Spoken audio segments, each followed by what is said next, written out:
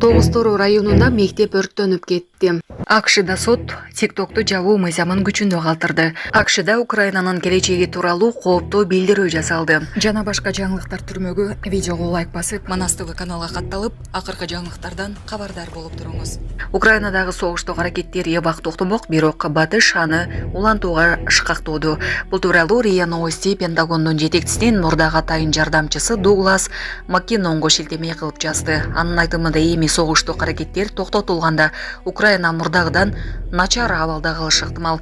Тынчтык орной турганы анык, акыры дайыма орнойт. Бирок азыр Украина мурдагыдан да начар абалда болот. Анткени ал атышууну токтотуу боюнча биринчи ирет жасалган сунуштан бери көп аймагын жоготту деген Маккинон. Ал Батыш лидерлерин жөнөкөй украиналыктардын тагдыры кызыктырбасын, ал жеке кызыкчылык үчүн пайдаланып жатканын белгилеген. Эң жаманы 100 миңдеген адамдар жөн жерден өлүп же майып болушту.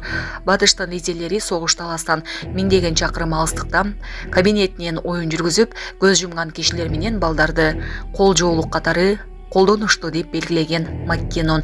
Эскерте кетсек, Трамп Украинадагы жаңжалды 24 сааттын ичинде токтото аларын билдирген. Ал эми Кремлдин өкүлү Дмитрий Песков бул өтө татаал, бир күндө жөн салды чечиле калбай турган маселе экенин белгилеген. Айрым ЖМКлардын маалыматына караганда, учурда Украинадагы жаңжалды жөнгө салуу боюнча кеминде 3 план бар.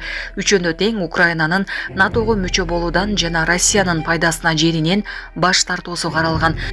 Июндун орто ченинде Путин Украинадагы жаңжалды токтотуу сунуштарын киргизген, ал Крым, Лер, Херсон жана Запорожье аймактарын Россиянын бөлүгү катары таанылышын, Украинага нейтралдуу статус берүүнү, демилитаризация жана денацификация жүргүзүүнү, ошондой эле Россияга каршы санкцияларды алууну камтыйт. Урматтуу Москва шаарындагы эмгектенип жаткан мекендештер, сиздер үчүн документтердин бардык түрүн ишенимдүү түрдө жасап беребиз. ННН, СНИЛС, медкнижка, справка, перевод паспорт, ДМС, ОМС, детский полис, медкарта, трудовой договор, проверка регистрация, проверка запрет, проверка черный список. Эгерде срогу бүтүп калса, базадан чыгып кетсе, Сахаровага барган эмес болсо, 3 айга продление кылып беребиз. 1 айда 1 базасын текшерип беребиз. Базадан чыгып кетсе, кайрадан киргизип беребиз. Байланыш номер +7 968 489 16 35. WhatsApp'tan кайрылсаңыздар болот. Төө ашууда жүк ташуучу унааларга чектөө киргизилди. Бүгүн 15 декабрда кечки саат 19:45-те Төө ашуусунда Бишкек-Ош унаа жолунун 81 бөлүгүндө Сосновка посту чоң жүк ташуучу унаалар үчүн чектөө киргизилди.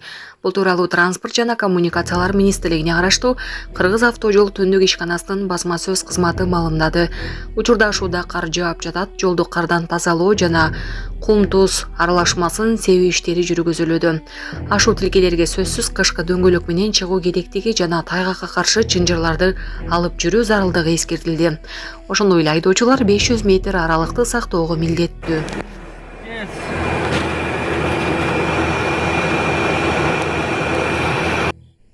АКШда сот TikTok'ту жабуу мыйзамын күчүндө калтырды. АКШнын федералдык соту TikTok социалдык түйүнүн ээсин тиркемени америкалык тарапка сатууга милдеттенирген мыйзамды күчүндө калтырды. Америка авазы радиосу жазгандай, мыйзамга ылайык социалдык түйүнүн ээси тиркемени 2025 жылга чейин сатпаса, TikTok Американын аймагында жабылат. TikTok социалдык түйүнүн жана ага ээлик кылган ByteDance компаниясынын адвокаттары сотко кайрылып, арызын жогорку сот караганга чейин тиркемени сатпоо мүмкүнчүлүгүн сурашты. Сот өтүнүштү негизсиз деп тапты. 2024 жылдын апрелинде АКШ президенти Джо Байден баш кеңсеси Кытайда жайгашкан ByteDance компаниясы тиркемени 2025 жылга чейин сатпаса, Американын аймагында аны жабуу тууралуу мыйзамга кол койгон. Бул мыйзам америкалык мыйзам чыгаруучулар TikTok улуттук коопсуздукка коркунуч жаратышы мүмкүн деген тынчсыздануудан кийин кабыл алынган. TikTok ээлери тиркемени сатууга Кытайдын бийлиги уруксат бербесин билдиришүүдө. Алар бул мыйзам америкалык 170 миллиондой TikTok колдонуучунун укугун бузат деп эсептешет. Эгер мыйзам жокко чыгарылбаса, 19 январдан тартып TikTok тиркемеси АКШда иштебейт. Баш ийбеген учурда компания $850 миллиард төлөөгө милдеттүү. Ага хостинг же жаңылануу кызматын көрсөткөн компаниялар, анын ичинде Apple жана Google'дагы $850 миллиард айып пулга жыгылат. АКШнын Шайланган президенти Дональд Трамп президенттик шайлоо учурунда платформаны сактап калууга убада берген. Ал кызматка расмий 20 январда киришет. Кыргызстан аталган социалдык түйүн быйыл апрелде бөгөттөлгөн. Тогуз Тору районунда мектеп өрттөнүп кетти. Бүгүн 15 декабрда Тогуз Тору районундагы номер 11 Саймалуу Таш орто мектеби өрттөндү. Бул тууралуу УКМден кабарлашты. Маалыматка караганда өрттөө жүрүүгө саат 18:46 бир бөлүм, саат 19:55 экинчи бөлүм тартылды. Жалынды өчүрүү үчүн ыкчам топ жана райондук жарандык коргонуу кызматтары жумуш алып барууда. Жогорку кеңеш командасы мыкта 4-чү орун жана 100 000 сом акчалай сыйлык команда капитаны Шайырбек Ташиевке ыйгарылууда. Мурас достук турниринде президенттин командасы 1-чи орунду алды. Бүгүн 15 декабрда Бишкектеги Улуттук футбол академиясынын спорт комплексинде Мурас достук мелдешинин чейрек, жарым финалдык жана финалдык оюндары болуп өттү.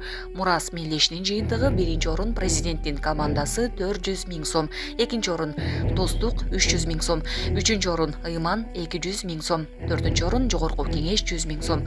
Ага ылайык жеке номинациялар боюнча сыйлыктарга ээ болгон оюнчулар: мыкты оюнчу Азимжан Кадыров, мыкты бомбардир Садыр Жапаров, президенттин командасы мыкты дарбазачы Султан Осмонбеков, Ыйман болду.